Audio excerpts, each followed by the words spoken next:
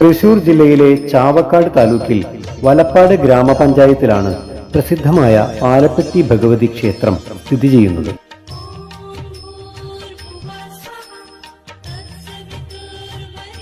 സ്വയംഭൂവായ വേട്ടക്കരയപ്പനെ വണങ്ങി വേണം പാലപ്പെട്ടി ഭഗവതിയുടെ ദർശനം നടത്തുവാൻ.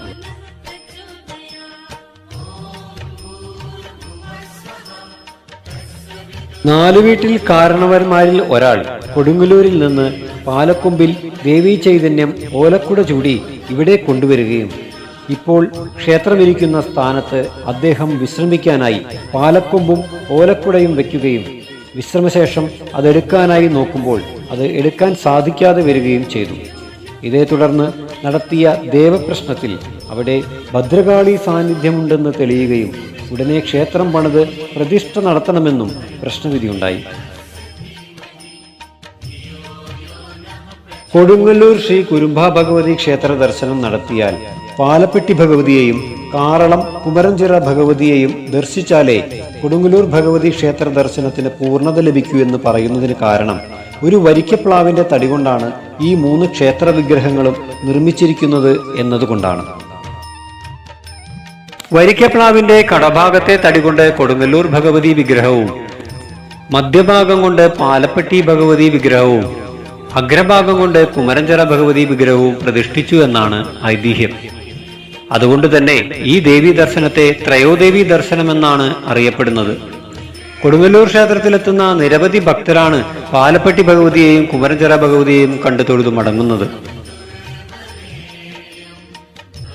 പാലപ്പെട്ടി ഭഗവതി ക്ഷേത്രത്തിലെ മറ്റൊരു പ്രത്യേകതകളിലൊന്നാണ് കുംഭമാസത്തിലെ ഉത്സവത്തോടനുബന്ധിച്ച് നടക്കുന്ന പാവക്കൂത്ത്. 7 ദിവസങ്ങളിലായി നീണ്ടു നിൽക്കുന്ന ഉത്സവത്തിന് 7 ദിവസവും പാവക്കൂത്ത് അരങ്ങേറും.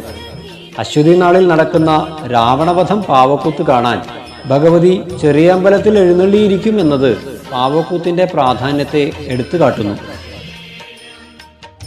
പാലപ്പെട്ടി ഭഗവതിക്ക് ഏറെ പ്രിയപ്പെട്ട ഈ പാവക്കൂത്ത് കാണാൻ അയൽ സംസ്ഥാനമായ തമിഴ്നാട്ടിൽ നിന്ന് പോലും ഭക്തർ എത്തുന്നു എന്നത് മറ്റൊരു പ്രത്യേകതയാണ്. നാലമ്പല ദർശന പ്രാധാന്യത്തോളം തന്നെ തുല്യത വരുന്ന ഒന്നാണ് ത്രയോദേവി ദർശനം എന്നറിയപ്പെടുന്ന ഈ 3 അമ്പല ദർശനവും.